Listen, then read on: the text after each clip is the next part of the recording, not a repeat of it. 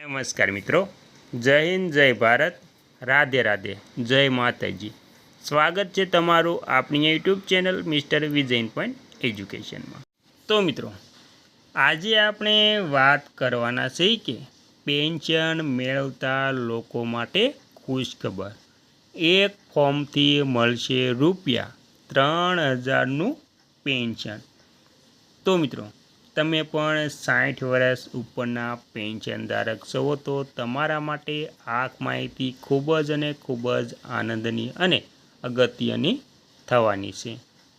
તો સંપૂર્ણ વાત આપણે વિગતવાર જાણીશું તે પહેલાં તમને એક નાની વિનમ્ર વિનંતી છે કે તમે આપણી ચેનલમાં નવા હોય તો આપણી ચેનલને સબસ્ક્રાઈબ કરી લેજો, કેમ કે આવી કોઈ પણ નવી અપડેટ અથવા તો પેન્શનને લગતી કોઈ પણ અગત્યની માહિતી આવે તે નોટિફિકેશન સૌથી પહેલાં તમને મળી જાય।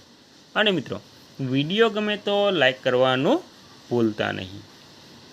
તો મિત્રો, સંપૂર્ણ વાત વિગતવાર આપણે જાણીશું। તો દેશમાં અસંગઠિત ક્ષેત્રોમાં કામ કરતા કામદારો દૈનિક વેતન મંજૂરી તરીકે કામ કરે છે, પરંતુ કોઈ પણ સંગઠન સાથે સંકળાયેલા ન હોવાને કારણે તેમને ભવિષ્ય માટે પીએફ જેવી સુવિધાનો લાભ મળતો નથી।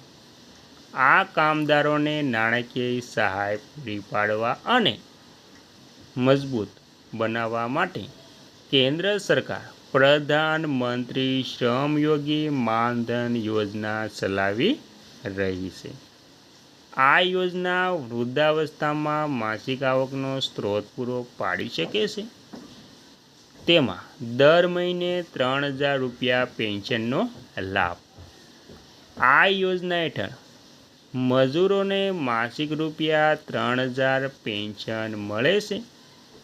આમાં શેરી વિક્રેતાઓ, રિક્ષા ચાલકો, બાંધકામ કામદારો અને અસંગઠિત ક્ષેત્રના કામદારોનો સમાવેશ થાય છે। મિત્રો, જો તમે અસંગઠિત ક્ષેત્રમાં કામ કરો છો અને હજુ સુધી પેન્શન યોજના લીધી નથી તો તમે પ્રધાનમંત્રી શ્રમયોગી માનધન યોજનામાં નોંધણી કરાવી શકો છો। આ યોજના હેઠળ કોને પેન્શન મળશે? તો મિત્રો, આ યોજના અસંગઠિત ક્ષેત્રના કામદારો માટે છે। આમાં ઘરકામ કરનારા, શેરી વિક્રેતા, ડ્રાઈવરો, પ્લમ્બર, દરજી, મધ્યભોજન કામદારો, રિક્ષા ચાલકો, બાંધકામ કામદારો, કચરો ઉપાડનારા, બીડી બનાવનારા, હાથશાળા કામદારો, કૃષિ કામદારો, મોચી, ધોબી અને ચામડાના કામદારોનો સમાવેશ થાય છે। નિયમો શું છે? તો આ યોજના માટે લાયક બનવા માટે અસંગઠિત ક્ષેત્રના કામદારોની આવક ₹15000થી વધુ ન હોવી જોઈએ। બચત બેંક ખાતું અથવા તો જનધન ખાતામાં પાસપોર્ટ અને આધાર નંબર હોવો આવશ્યક છે। ઉંમર 18થી ઓછી અથવા તો 40 વર્ષથી વધુ ન હોવી જોઈએ। તેમણે અગાઉ કોઈ પણ અન્ય કેન્દ્ર સરકારની પેન્શન યોજનાનો લાભ લીધો ન હોવો જોઈએ। શરતો શું છે તેની પણ આપણે વાત કરી લઈએ તો જો તેમનું યોગદાન હપ્તા ચૂકવવામાં ડિફોલ્ટ થાય છે તો પાત્ર સભ્યોએ વ્યાજ સાથે બાકી રકમ ચૂકવીને તેમનું યોગદાન ફરી શરૂ કરી શકે છે, જેનો નિર્ણય સરકાર દ્વારા લેવામાં આવશે। ત્યારબાદ જો તમે યોજનામાં જોડાયાની તારીખથી 10 વર્ષની અંદર બહાર નીકળવા માંગતા હોય તો મફત તમારા યોગદાનનો હિસ્સો તમને બચત બેંક વ્યાજ દરે પરત કરવામાં આવશે।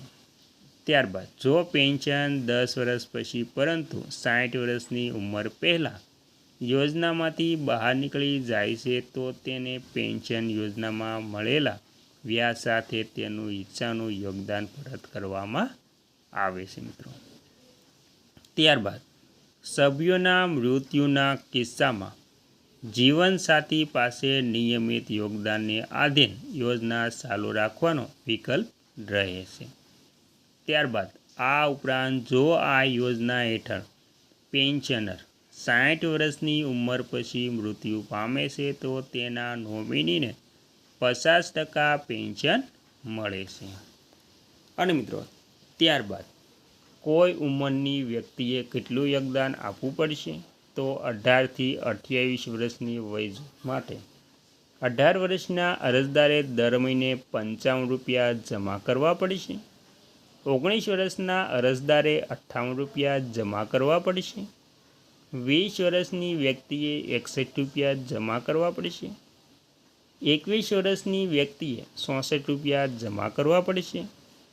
જો ઉંમર 22 વર્ષની હોય તો તેમણે દર મહિને 68 રૂપિયા જમા કરવા પડશે.